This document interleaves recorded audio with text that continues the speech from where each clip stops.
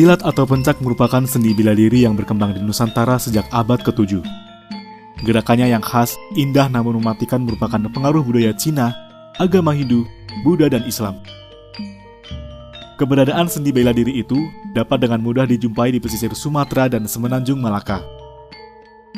Bahkan, setiap provinsi di Indonesia memiliki dan mengembangkan pencak silatnya sendiri.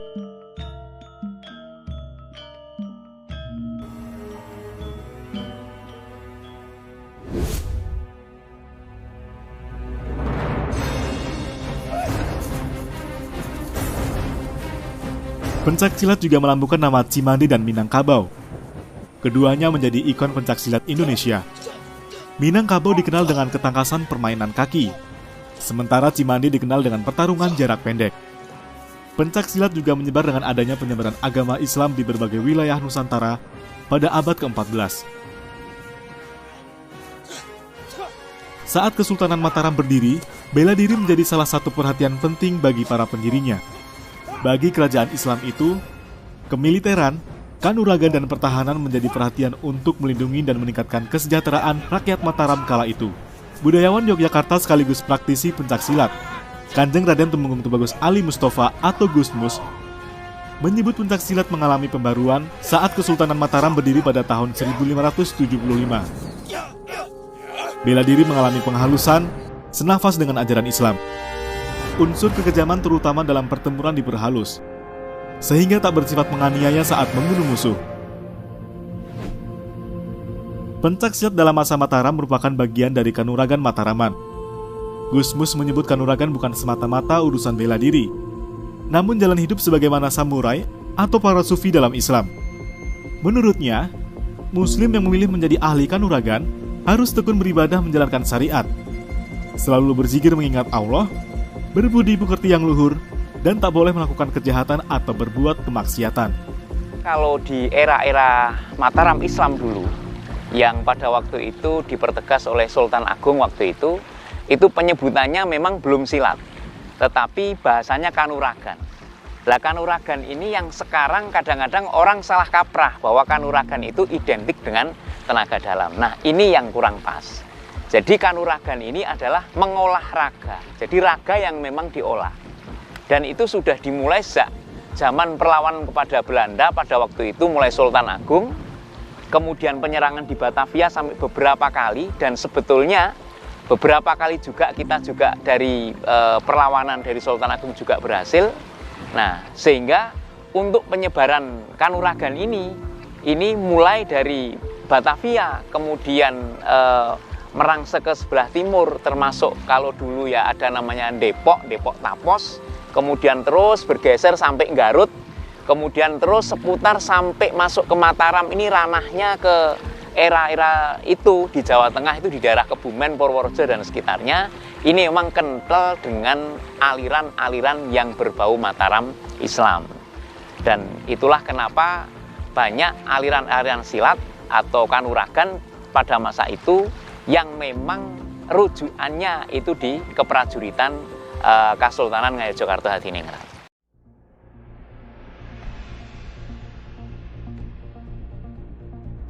Seorang ulama di tanah Jawa biasanya adalah seorang ahli kanuragan. Perkembangan bela diri Mataram kian masif saat Sultan Ageng Mataram berencana menyerang VOC.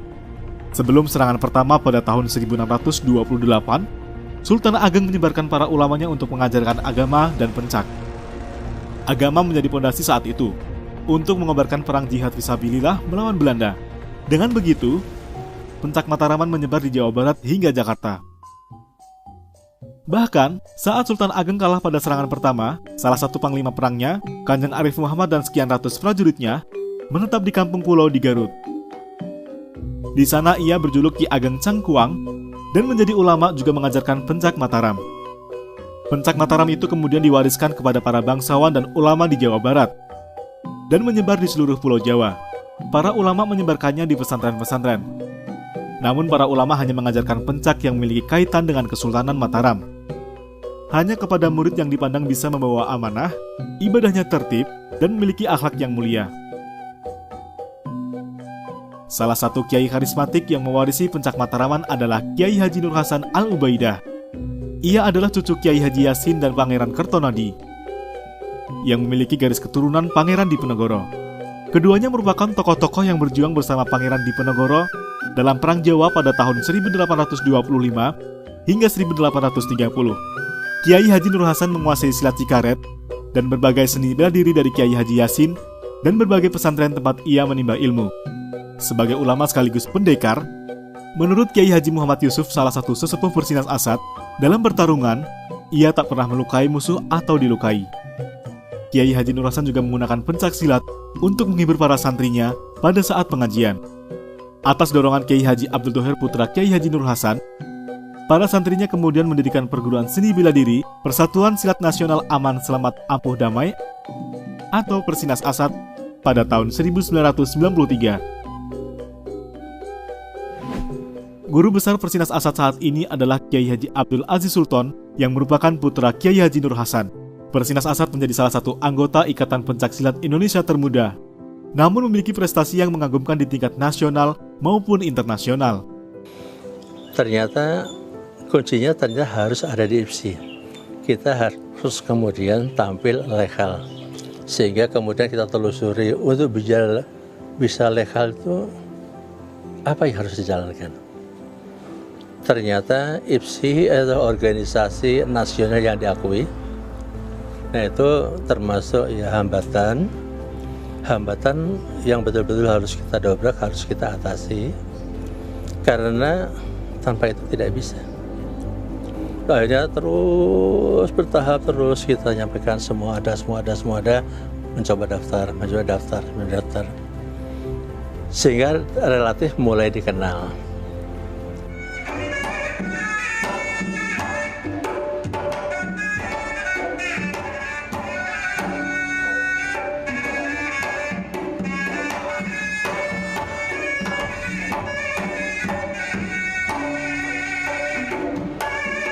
Persinas Asad bertekad melestarikan seni bela diri. Dalam upayanya itu, Asad membentuk Dewan Guru yang mengajarkan pencaksilat klasik seperti aliran Cikaret, Silat Cimande, Kunto, Singa Mogok, Nagan, Cikalong, Syah Bandar, Garuda Mas, dan Tangkap Menangkap. Pada usia yang terbilang muda dibanding perguruan silat lainnya, Persinas Asad mampu berbicara banyak di tingkat nasional bahkan internasional. Saat Festival Bela Diri Dunia Chungju World Martial Art Festival di Korea Selatan, Persinas Asad juga ditunjuk pengurus besar Ikatan Pencaksilat Indonesia atau PBFC, mewakili Indonesia bersama perguruan silat Joko Tole dan Pamur dari Madura. Persinas Asad meraih prestasi 3 besar peserta terbaik dengan predikat Outstanding Performance bersama peserta dari Jepang dan Cina. Perkembangan Persinas Asad itu menjadi perhatian Sekretaris Jenderal Persekutuan Pencaksilat Antarbangsa atau Pesilat, Teddy Suratmaji, yang juga Wakil Ketua Pengurus Besar Ikatan Pencaksilat Indonesia atau PBFC.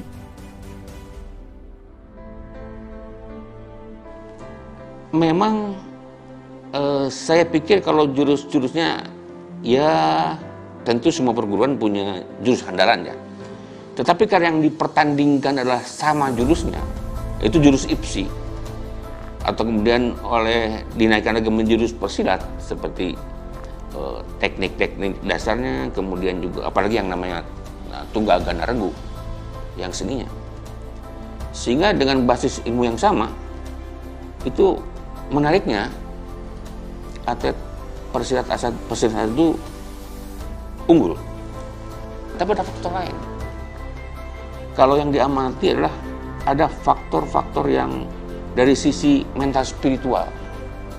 Itu yang kemudian kalau boleh saya katakan nggak ada bandingannya. Sebagai contoh, nggak ada atlet Persinas Asad yang kemudian ketika menang terus celebration.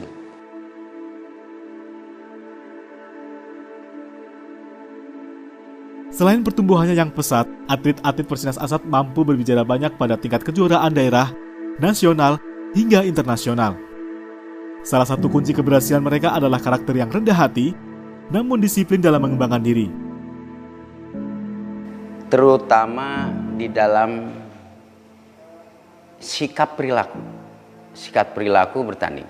Selain dia menegakkan sportivitas, terutama hal-hal yang mereka juga berperilaku baik, terutama sikap perilaku pada pelatih, perilaku kepada lawan, dan hal-hal lain yang memang diajarkan selama di majelis taklim yang selama ini membina mental dari para atlet ASAD. Jadi mental spiritual adalah makanan pokok dari atlet-atlet kita, atlet-atlet ASAD. Menikmati, menerima qadar dari Allah, menjalankan sebaik-baiknya dan mempersiapkan diri untuk kembali kepada Allah. Itu prinsipnya adalah ketika dia diberikan kekuatan untuk membela yang kecil, membantu yang lemah, mengingatkan kepada yang salah, itulah sifat pendekar yang sebetulnya.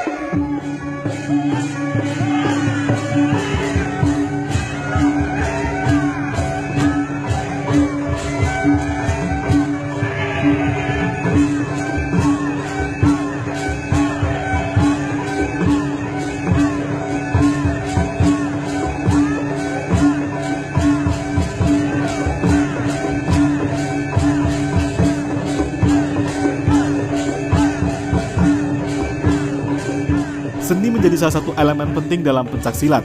Bahkan istilah pencak pada umumnya menggambarkan bentuk seni tarian bela diri dengan musik dan busana tradisional.